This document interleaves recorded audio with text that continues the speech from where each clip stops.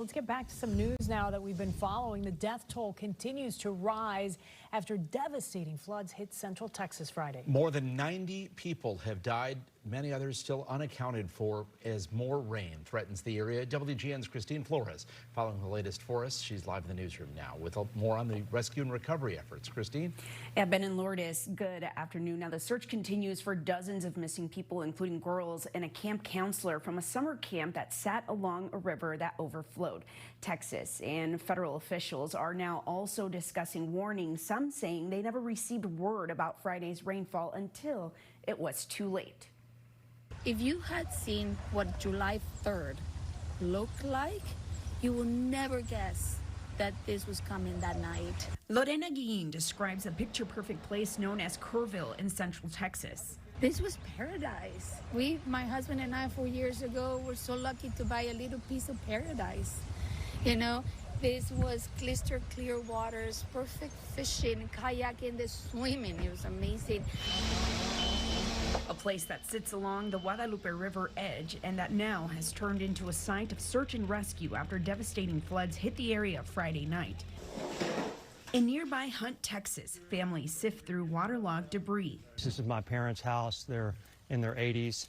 11 o'clock at night, they started having the water rise and come into their house, so they were able to escape up the hill. And they got word of their neighbor being stuck in her attic, so they went over and rendered aid and got her out. She's 92 years old. In the latest update, the death toll had risen to at least 94.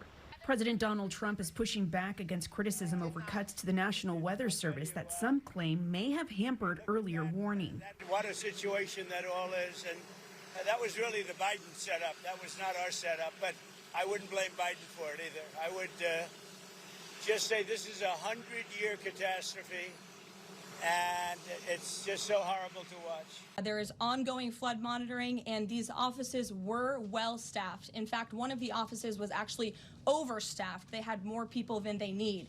So any claim to the contrary is completely false, and it's just sad that people are pushing these lies. Parts of Central Texas currently have a level 3 of 4 risk of flooding rainfall in effect, with the potential of several more inches of rain to fall. This is so incredible, horrible as a community, and we're small towns here. You know, we're not a big city, none of that, and it's just everybody is affected by it. Every single person is affected by it.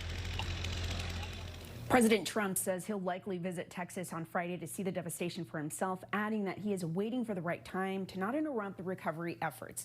Live in the newsroom, Christine Flores, WGN News. All right, Christine, thank you. And we will continue to follow the latest on the flooding in Texas and the federal response. You can also stay updated at WGNTV.com and on the WGN Plus app.